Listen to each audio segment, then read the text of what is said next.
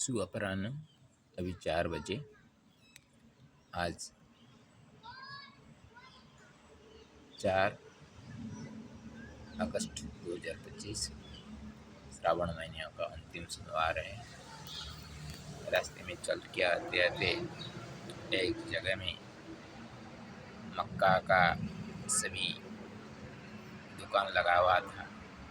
तो एक युवक ने बुलाया, बैठाया, जल पिलाया। मैं तो मक्का वगैरह खाता नहीं हूँ, तो उनको आगे जाकर कहाँ पे रुकने के लिए पूछा तो ये आश्रम के बारे में बताया था। तो आते आते यहाँ पे तेवरी गांव का ये आश्रम है, सन्यासी आश्रम। वहाँ पे आज रुकने की मन है, तो यहाँ पे रुकने के लिए मन रखकर मैंने एक रचना किया हूँ, तेवरी सन्यासी सुखाश्रमाष्टकम। उसको थोड़ा सा पाठ कर लेते हैं। मैं उस परिवेश को भी दिखाता हुआ मैं उसको अर्थ भी करूँगा। तेजसा सुखमायति सुखादूर्जा समुद्भवा तदूर्जात् कृतकार्य स्यायाति सिद्धिरमृता। वदन्ति च तपस्विश्वराश्चात्र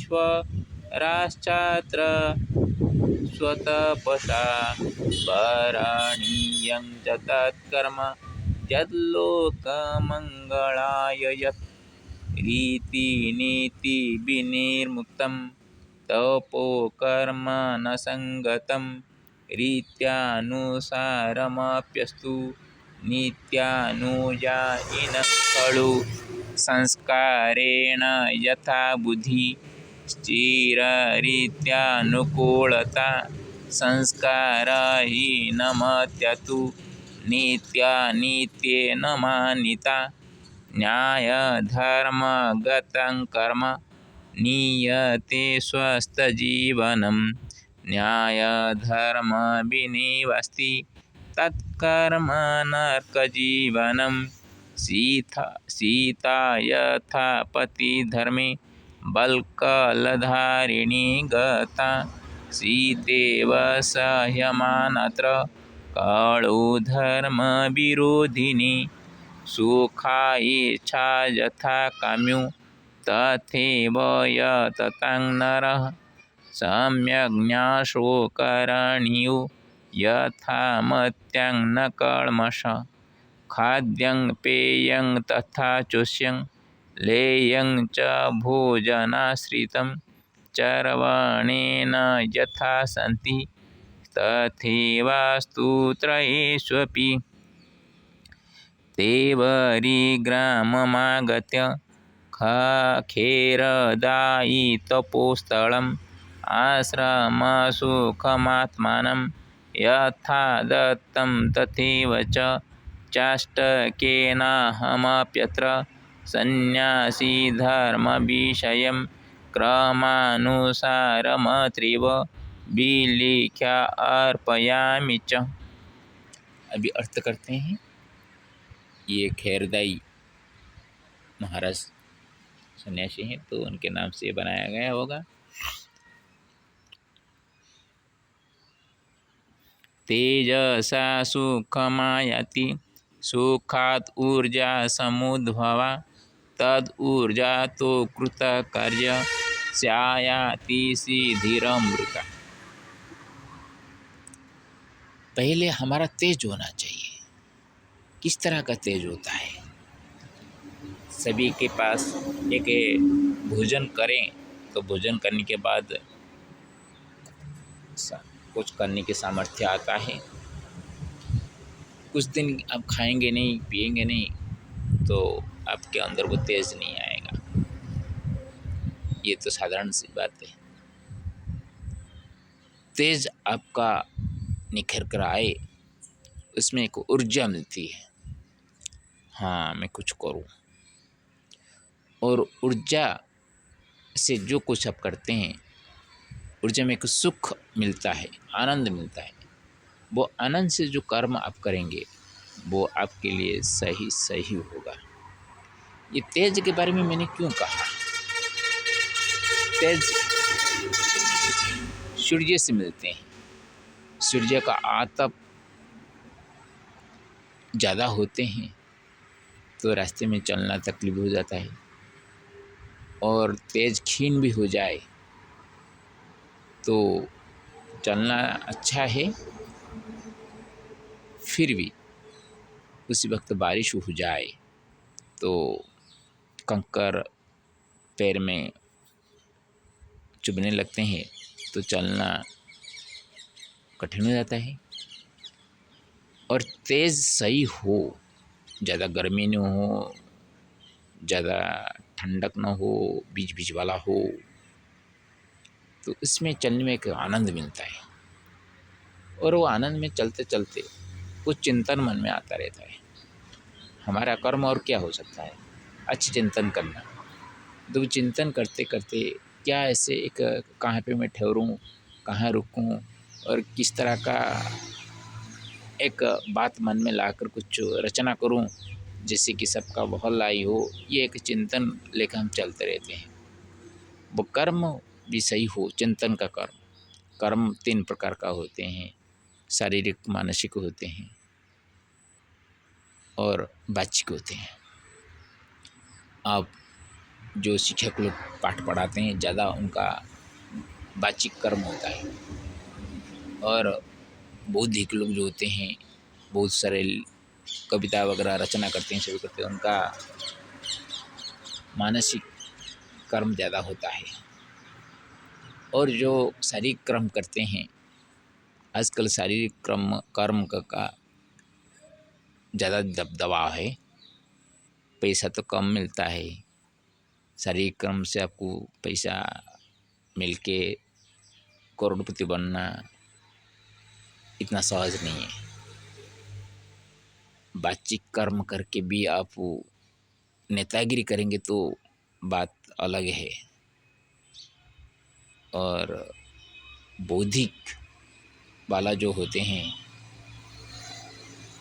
जो कि अर्थ अभिलेखाकार वगैरह होते हैं, वो सभी मानसिक कर्म करते हैं।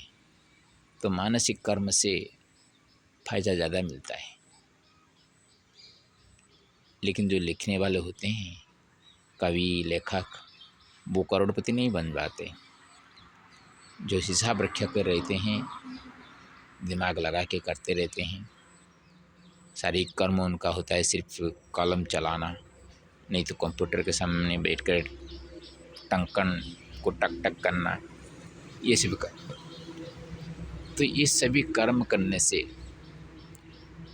उनके बीच में एक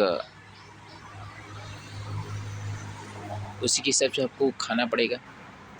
अब हम जैसे भोजन करेंगे, वो भोजन के आहार विहार से ही आपका भाव का उद्रेक होगा, और वहाँ से आपको एक तेज मिलेगा।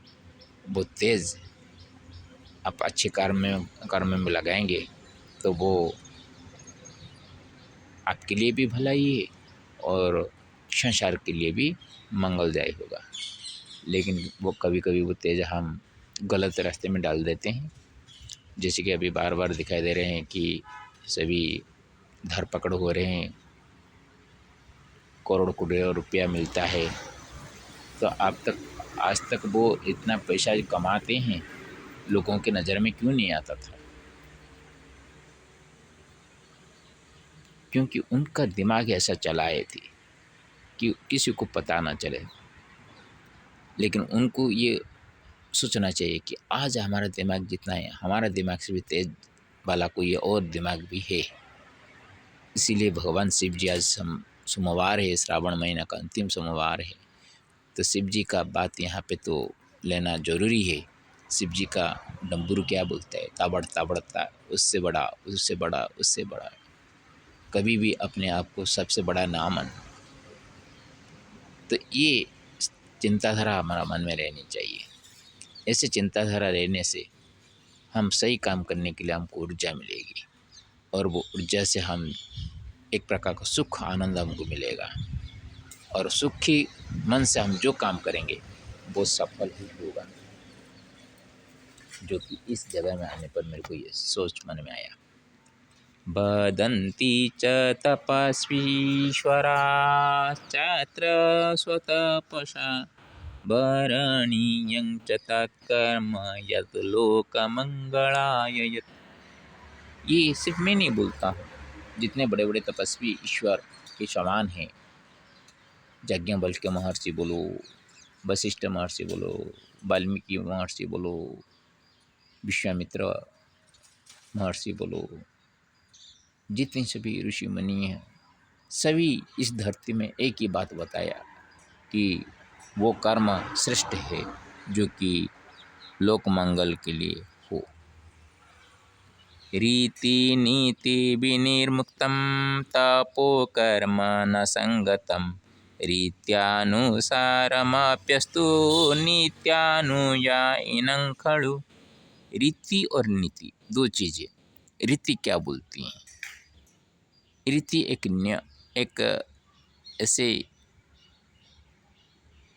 कानूनी, जो कि मानव कानून कहा जाता है, उसी के आधार पर कोई पहले किया होगा और उसके क्रम से उसको चलता हुआ आ रहा है। रीति नीति के ऊपर ही बहस है, जो समाज को संतुलित रख सके, आपस में भेदभाव ना रहे, हर एक जगह में अपना अपना सीमा में रहना चाहिए। जैसे मर्यादा श्री रामचंद्र ने अपने मर्यादा के अनुकूल ही अपने व्यवहार किए थे। आज मैंने श्रीमद् वाल्मीकि रामायण का मैंने रचना लिख रहा था। वहाँ दशरथ जी ने कहा, सभी भोग्य पदार्थ लेकर तुम चलाओ और दान धर्म करते हुए आराम से वन में रहो, वन का कष्ट ना लगे। रामचंद्र ने कहा, मैं इसीलिए वन नहीं जा रहा हूँ, आप जैसे मेरे को वन को भेज रहे हैं, मैं वन उसी तरह जाऊँगा, ऋषि मुनियों के साथ जाऊँगा, ज्ञान अर्जन करने के लिए उनसे मिलूँगा, पुण्य कमाने के लिए, भोग करने के लिए नहीं जाऊँगा। वो अपनी सीमा में रहे, सीमा में अतिक्रमण नहीं कर पाए। एक मानव को क्या क्या कर्म करना चाहिए, कौन से धर्म में रहना चाहिए, ये रीति अनुकूल होना चाहिए।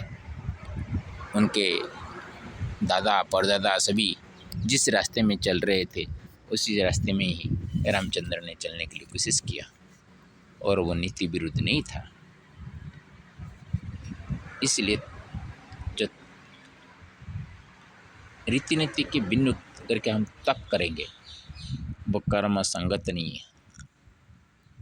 अपने को पीड़ा देकर, शरीर को कष्ट देकर करना।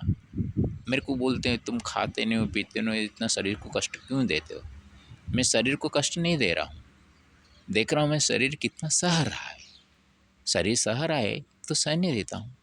काल से कुछ अभी मेरे को नहीं मिला था, जो परसों मैंने वो हनुमान जी के मंदिर में रुका हुआ था, वहाँ जो मेरे को पुजारी दिए थे, दही और गुड़ दिए थे, उसका काल मैंने पूजा करके रखा था, पा के चलता था, और आज तक मैंने पानी पी के चल रहा हूँ। अभी यहाँ पे मन हुआ, देखा आश्रम परिस्थिति सही है, थोड़ा सा रुक जाऊँ तो रुक गया। शरीर को कष्ट कहाँ दिया मैंने?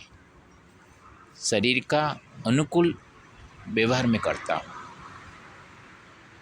इसलिए जिस तरह का मैं व्यवहार करता हूँ उसी तरह मेरा भाव भी मन में आता रहता है। रीति अनुसारमप्यस्तु नीति अनुजायिनं कुरु। रीति का अनुसार तो चलना ही है और उसके साथ नीति का अनुयायी होना चाहिए, नीति विरुद्ध नहीं होना चाहिए। नीति तो हमको बहुत सारे बातें बताते हैं, कौन सी बातें हम मानेंगे? जो नीति किसी का क्षति न कर रहा हो, जो नीति के अनुसार चलेंगे, किसी का विरोध न हो रहा हो, किसी का अमंगल नहीं हो रहा हो, तो उसी का आधार पर चलना पड़ेगा। अभी हम पद यात्रा में निकल रहे हैं, मेरे को एक ने देखा था, सिख भाई ने बोला, 200 रुपये हाथ में पकड़ा दिया, कहा, अरे तुम चलते हो, अपने शरीर को कष्ट दे रहे हो, क्या भगवान तुमको कहा? कभी भगवान किसी को नहीं बोलते कुछ करने के लिए, वो अपने अपने दिमाग से निकालते हैं। क्योंकि संसार में चलने के लिए। एक ने मेरे वीडियो देखकर बोला था कि ये ड्रामा चल रहा है। सच है, ये ड्रामा तो चल रहा है, सभी अपना अपना ड्रामा दिखा रहे हैं।